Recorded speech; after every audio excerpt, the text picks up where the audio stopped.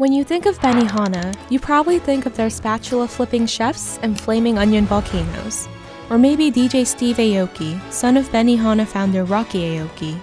What you might not think of, however, is how much Benihana transformed America. Today, Benihana is a household name, but when Rocky Aoki opened the first Benihana in 1964, most Americans wouldn't even think about touching Japanese food. World War II wreaked havoc on America's relationship with Japan. There was a fear that Japanese Americans were loyal to Japan and would somehow try to sabotage American war efforts, resulting in the internment camps. The paranoia and propaganda against Japanese Americans cultivated a hostile and racist environment for anyone associated with Japan. In 1944, the Japanese internment camps were marked unlawful by the Supreme Court.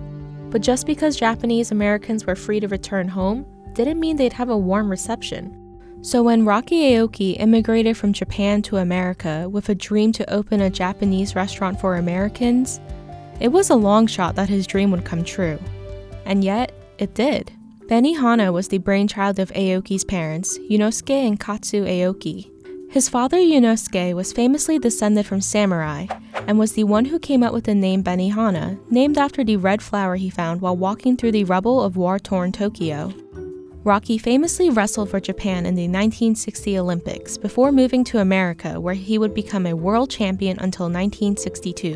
While attending college, Aoki worked odd jobs and scooped ice cream until he was able to rent out a restaurant space in Midtown Manhattan. And his thinking was that Americans would love the traditional proteins, shrimp, chicken, fish, steak, but cooked on a steel grill, which is called teppanyaki, and it is a unique cooking style to Japan. The rise of teppanyaki is uniquely rooted in World War II.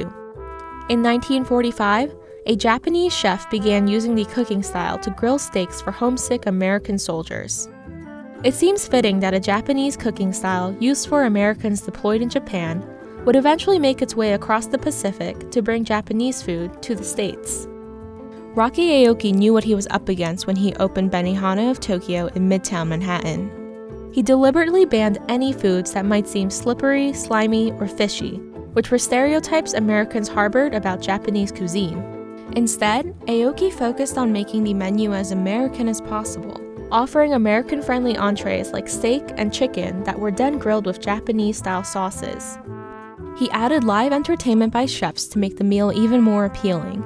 Food was flipped through the air and jokes were served up with every entree.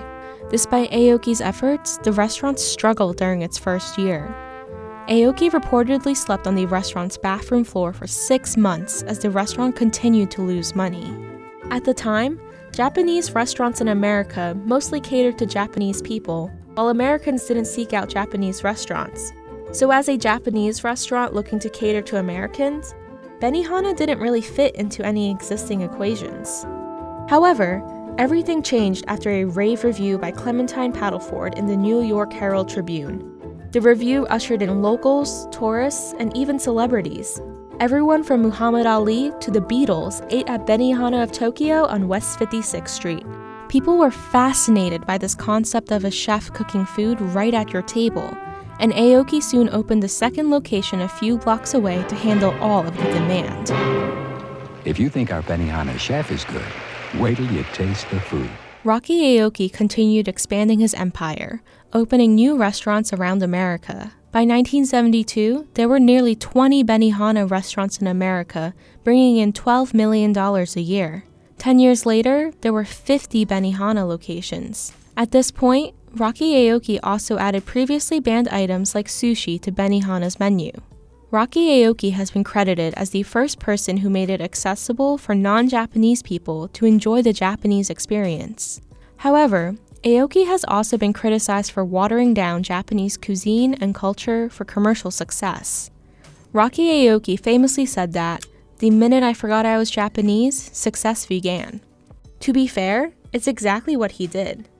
Although Aoki preserved parts of his Japanese heritage, for example, designing Benihana's interior to be simple and reminiscent of classic Japanese inns, Aoki built Benihana to cater to Americans. And it's interesting to remember that in 1964, we weren't that far after World War II. So again, I think to think that all things Japanese would be interesting to Americans in that day and time was pretty bold on his part. But yes, we're the original, the first, the only national Japanese restaurant chain in the country. Simplifying Japanese dishes and playing on theatrics might not have been the most culturally prudent route, but it was successful. When Rocky Aoki died in 2008, Benihana was estimated to be worth over $100 million. Today, there are 70 Benihana locations, and the brand has expanded to include 2 sushi chains, Haru and Raw. Japanese food has become pretty popular in the United States, and it's not all because of Benihana, but the chain certainly helped pave the way.